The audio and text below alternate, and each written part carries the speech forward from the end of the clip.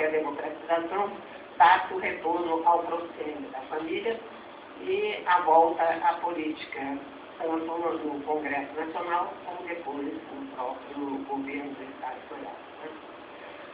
Na verdade, eu não faço um estudo genealógico da família, que é muito ramificada e muito espraiada, não só em Goiás, como por todo o Brasil. Na elaboração do meu trabalho, eu optei pela história e problemas, que permite aprender o indivíduo em interação com a sociedade. Eu trabalho com a espinha dorsal dos caiados, que compreende de Manuel Caiado de Souza e Brígida Ribeiro de Almeida, de 1760, até Emival Caiado, advogado, deputado e senador, que em 1960 foi autor da lei, como disse, que marcou a data da mudança da capital, e também o líder do bloco parlamentar mudancista, que deu apoio no Congresso ao presidente Juscelino, e sem a presença desse bloco parlamentar mudancista, dificilmente a capital teria sido construída e mudada para o Planalto Central. Né? As personagens estudadas ao longo do tempo, né, permitem conhecer e entender o contexto histórico. Eu não estudo a personagem pela personagem, mas pela sua atuação no contexto histórico. Quem são essas personagens? Em primeiro momento, nós temos Manuel Caiado de Souza, português, do qual eu já falei, que obteve terra de Princesa Maria e viveu em tempos de pobreza e rusticidade. Os documentos consultados referentes ao final do século XVIII, começo do século XIX, dizem respeito ao pagamento de impostos, o recolhimento de dívidas, sobretudo em Vila Boa de Goiás. São quantias ínfimas.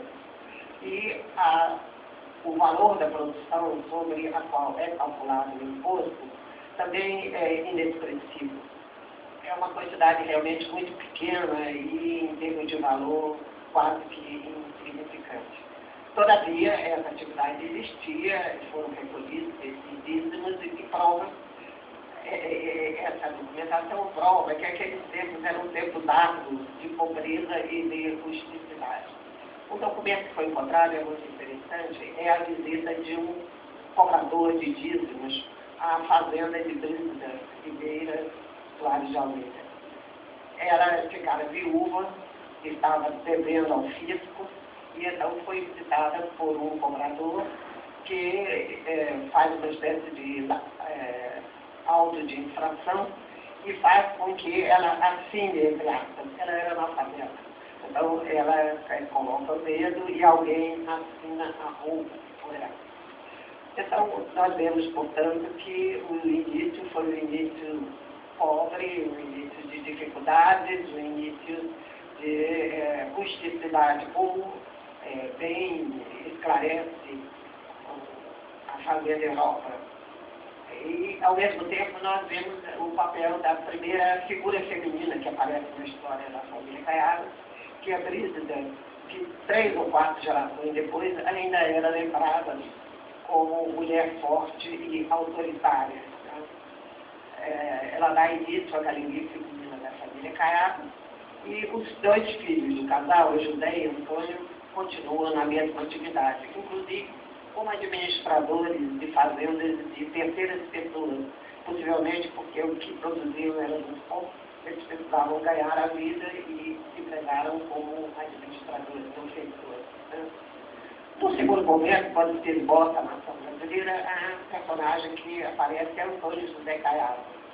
Antônio José Caiado, além da atividade de roceiro, de produtor rural, muito modesto, ele começa também a atuar como tropeiro e inicia com a atividade agroindustrial, entre aspas, porque é muito pequeno, de engenho de cana.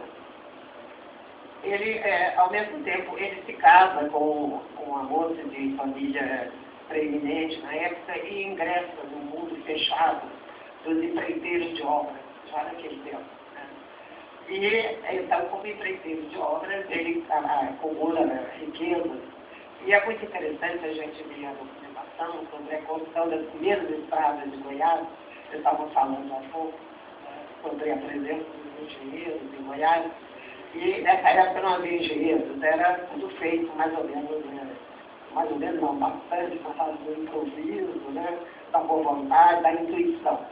E uma das passagens mais interessantes, né, com relação a esse tema, é aquela que relata a construção de uma estrada que tomou o rumo errado, porque o responsável pela estrada, diz o documento, não sabia ler a agulha, ou seja, não sabia ver a bússola. Então, por aí nós vemos a extrema precariedade dos recursos, tanto materiais como humanos, né, de que se dispunha na época. Né? A história intercalhada é que insere a família na política, porque ele se aproxima da família Bulhões e se torna um braço agrário da chamada oligarquia dos Bulhões. Então, esse problema das oligarquias está intimamente relacionado com a história de Goiás. Né? Aqueles grupos aparentados entre si ou que se irmanam nos mesmos interesses estão no cerne da política de Goiás. E Léo Lince, como jornalista, escreveu uma crônica muito interessante, dizendo que a história de Goiás é a história das famílias. Né? Então ele diz que ele cita as famílias Jardim, Bulhões Jardim, Caiadas, e eu acrescentaria os Ludovic também, da história mais recente do Estado de Goiás. Né? Nesse período, no terceiro momento do Império e a República, quando se discutem grandes temas como o abolicionismo e o republicanismo, a presença do filho de Antônio José Caiado é marcante. Torquato Caiado vai estudar e obter aquela educação formal que o pai não tinha conseguido, e casa-se com uma moça de família proeminente de São Paulo, descendente de João Ramalho e de uma índia, a filha do cacique Tibiriçá. A segunda filha do cacique Tibiriçá, Serembê, que recebeu o nome cristão de Maria da Grã, é descendente, ascendente dos Caiado em 10ª geração. É muito interessante essa história, também está narrada no livro, em Minas Gerais, porque mostra o quanto os paulistas, que por sua vez deram início, né, à colonização de Goiás, são permeados de mestiçagem, são aqueles famosos comunistas, né, que se aventuravam pela exceção e que os cronistas dizem que eram inquietos paulistas, desbravadores de terras e amigos das distâncias. Então, a família Fagundes entrelaça-se com a família Caiado e Torquato volta para a Vila Boa e aí ele defende o abolicionismo, associa-se ao poeta, uma figura fantástica da história de Goiás, que é Antônio César de Bulhões, e então tudo isso culmina com praticamente o abolicionismo generalizado em toda a província, de tal sorte que quando vem a Lei Áurea, quase não há escravos mais em Goiás. O outro momento é a Velha República. A Velha República é um desafio ao historiador de Goiás, porque, tradicionalmente, o rótulo que se empresta é um rótulo de falta de história. É alguma coisa que não aconteceu, simplesmente, onde havia somente atraso, violência e descaso pela população em geral. Então, quando você começa a procurar os documentos, a ler os jornais, no meu caso, a ter acesso a acervos particulares, você vê que não é bem assim. A Velha República foi um período de muita turbulência e, ao mesmo tempo, de muita fermentação, não só política, como social e cultural na Velha República. O personagem maior desse período é Antônio José Caiado, o emblemático Totó Caiado, né, que você já deve ter ouvido falar, e que se tornou como que um paradigma de maldade e de atraso na história de Goiás. Pela leitura dos documentos e pelo estudo mais aprofundado, nós vemos que, na verdade, Totó Caiado foi vítima de um processo de demonização. Ou seja, como estratégia política de seus adversários, o demonizaram e de uma forma muito bem sucedida, porque quando vem em 1930 o período de exceção, fecham-se as assembleias, fecham-se as câmaras dos vereadores, a imprensa é censurada e ele praticamente impedido de se defender como toda a família Caiado. Outro momento diz respeito à mulher na fronteira goiana. Realmente foi alguma coisa que me atraiu e que um estudo que eu fiz com prazer. Né? A galeria feminina da família Caiado é interessantíssima e tem, talvez como ponto alto, a personagem de Consuelo Caiado, filha de Totó Caiado, que teve um papel fundamental na história da família e, de certa forma, também na própria história de Goiás. Né? No momento seguinte, nós estudamos a emergência da oposição em Goiás. E é muito interessante que se diga que na política que se processava em Goiás, na velha república, não havia adversários, havia inimigos. Então, é uma política permeada de ódio, permeada de vingança, né? E que nem sempre ela é tecida em cima da veracidade, da honestidade e da versão correta dos fatos. O estudo dessa política é realmente apaixonante e eu tive acesso à documentação do Partido Democrata, né, que foi salvo de um incêndio ateado pelos revolucionários de 1930, na euforia da vitória. Alguns personagens atearam fogo à sede do Partido Democrata e consumiram, inclusive, a coleção do jornal O Democrata. Mas alguns números desse jornal eu tive acesso e alguns documentos foram salvos. E, curiosamente, eles foram recolhidos pelo governo da Revolução de 1930 e eles se encontram no acervo de Pedro Dorito Teixeira, na casa de Pedro Dorito. Sob a gestão do professor Nasser, a GETEL me confirmou o documento, aliás, digitalizou esse documento, e não a totalidade dele, mas alguns. E foi possível, então, ter acesso a esses documentos na casa de Pedro Dorito, e ali nós tivemos uma visão das entranhas do coronelismo, como é que acontecia, né? Aquele dom e contradom de que nos falam os estudiosos do coronelismo, como que se fazia o controle de toda a sociedade através do Partido Democrata, através dos diretórios políticos, um processo realmente muito interessante que no Brasil encontra similaridade no Rio Grande do Sul. A não ser em Goiás e Rio Grande do Sul, acredito eu que nenhum outro estado tenha havido um controle partidário tão intenso na política da velha república. Com a Revolução de 1930, né, os Caiados são ampliados no poder e passam à condição de decaídos da nova república, ou seja, eles começam a ser violentamente marginalizados de qualquer atuação política, e não somente política. Essa interdição, digamos assim, alcança também o próprio exercício das profissões liberais, etc. A família reage preparando a nova geração para assumir o poder, para voltar ao proscênio, o que vai acontecer em 1930.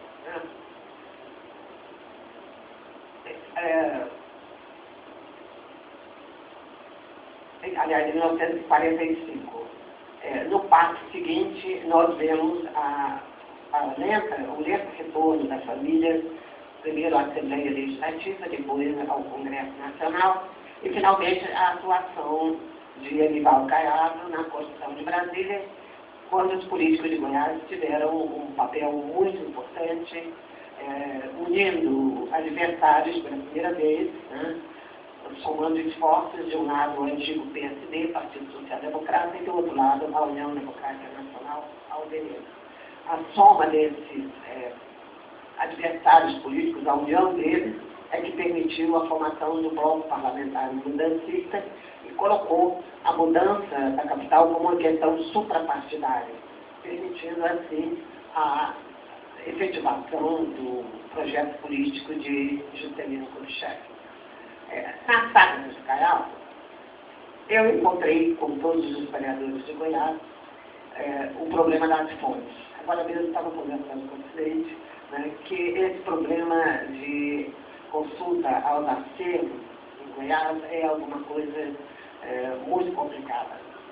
A pesquisa feita em arquivos públicos e privados mostrou desorganização total desses arquivos, né, e uma dificuldade muito grande de acesso às fontes. Né. Quando o historiador pretende traçar uma biografia, encontra dificuldades típicas, específicas desse ramo da historiografia.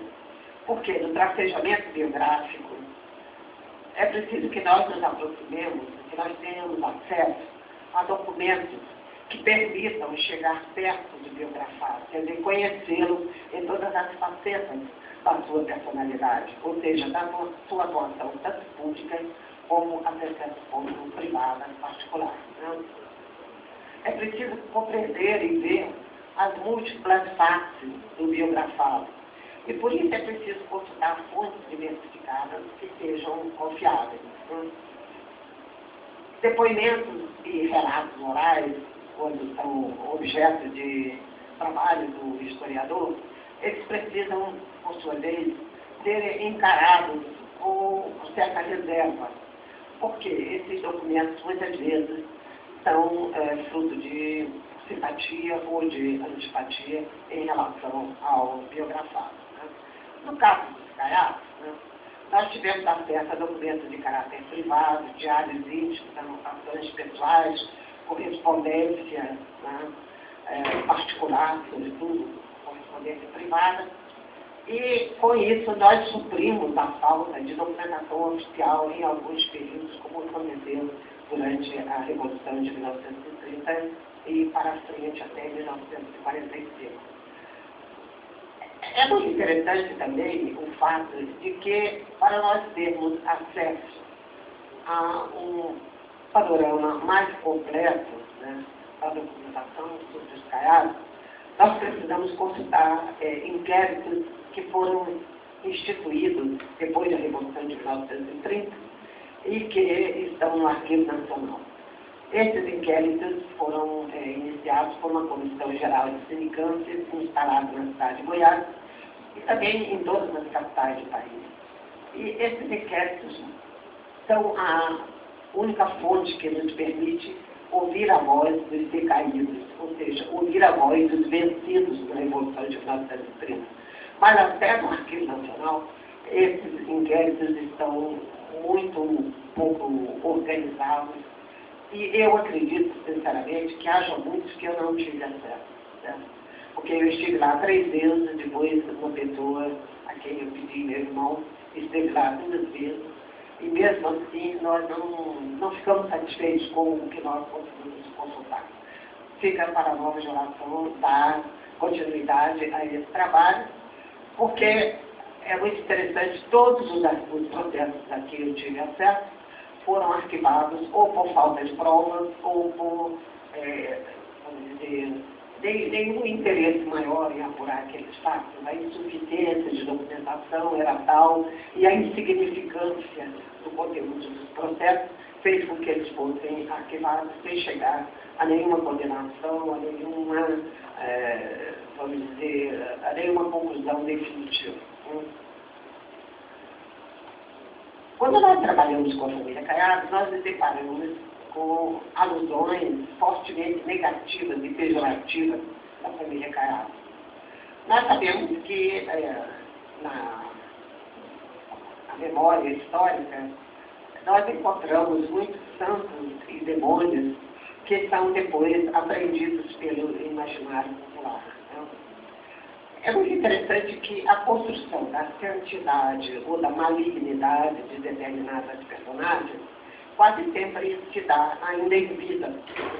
Ou seja, durante a vida de determinada personagem que se destaca no processo político ou na atividade social ou cultural, é feita ainda em vida. E a mesma coisa quando se trata de uma condenação, da formação de um mito maligno. Mitos de maldade e de santidade são revestidos por uma espécie de uma pele imaginária que se cola às pessoas quando ainda estão vivas.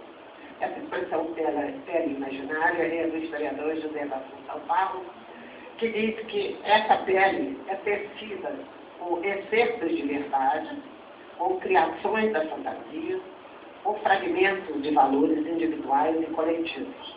Ou seja, você vai tecer uma pele é tecida em torno de Antônio José Caiado, no caso do Cotó Caiado, o autoritarismo que realmente existia nele, né, com criações da fantasia, ou seja, histórias assim mirabolantes, que geralmente acentuam um traço de não só de autorismo, como elevada à enésima potência, de maldade, de rancor, de atraso, etc. E, ao mesmo tempo, fragmentos de valores individuais e coletivos. Ou seja, a sociedade goiana permeada de violência, né, ela não tece um mito de bondade, ela tece um mito de violência. Certo? Então, é muito interessante a gente observar que essa pele imaginária não só demoniza Cotó Caiado, como se estende a toda a família Caiado. Né?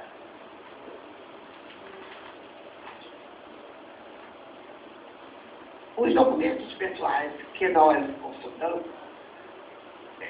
estão colecionados, resguardados em arquivos pessoais de familiares totalmente desorganizados.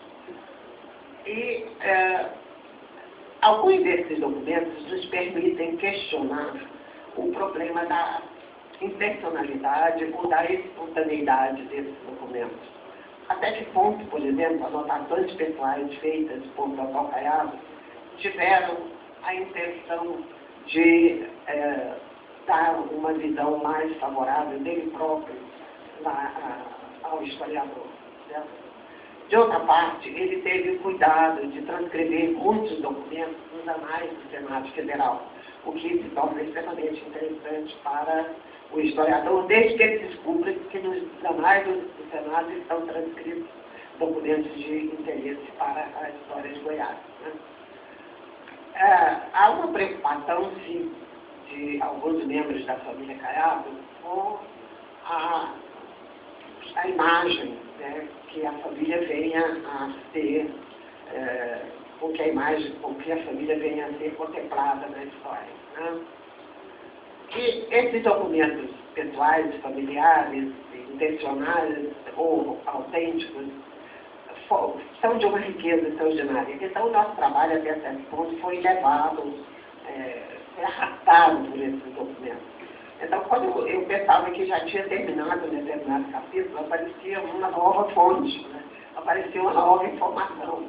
E eu acredito que se vocês pegarem onde eu parei, vai aparecer muita coisa mesmo, certo? Então, é preciso disposição para enfrentar essa desorganização dos arquivos e partir para a continuidade do trabalho. Né? De certa forma, eu tentei, sim, uma renovada história de Goiás que não seguisse o determinismo nem o conservadorismo da repetição de coisas consagradas e de coisas já conhecidas. Outro aspecto do trabalho é a tentativa de ressurgir, fazer ressurgir a narrativa. Por quê? Porque a história dos acontecimentos é a superfície da história, diz Fernando Brodel. Mas, na verdade, os fatos são espelhos que refletem as estruturas e, ao mesmo tempo, modificam as estruturas. Então, é inútil você pensar em fugir à narrativa dos acontecimentos numa história tão pouco conhecida como a de Goiás. Você não pode partir para a interpretação sem conhecer o fato. Né? Então, eu tentei exatamente suprir essa lacuna e fica uma pergunta: será um trabalho, uma coletânea de biografias? Talvez seja. Mas eu, na verdade, vejo os indivíduos ali biografados como reflexo e também agente do seu tempo. Né? E os fatos também vão além de fragmentos recortados do contexto histórico, porque os fatos atuam nesse contexto histórico. Né? A história de Goiás, por favor, a história de Goiás, até recentemente, continuava dominada por grupos aparentados e permeada pela violência. Eu digo recentemente em termos da minha longa vida, até 50 anos atrás, isso acontecia. Houve uma mudança de paradigma durante a construção de Brasília, com a aproximação dos antagonistas na política, o que aconteceu no governo de José Juca Ludovico, né? E teve a participação de Emival Caiado no Congresso Nacional e de Altamira Bona Pacheco, que era da UDN e foi o presidente da comissão estadual que tratou da mudança da capital. Né? Houve, na história de Goiás, pela primeira vez, uma conciliação, uma busca de entendimento e soma de esforços. Né? Ainda existem muitas sombras na história de Goiás. Né? Algumas questões são mencionadas no livro de Paixão, Saga dos Caiados, mas outras estão ali, né? Para serem identificadas e trabalhadas. Cabe aos jovens historiadores identificar e responder essas questões, que o façam com dedicação, competência e paixão. Na defesa da verdade está a disciplina da história, a disciplina que vocês escolheram. Muito obrigada.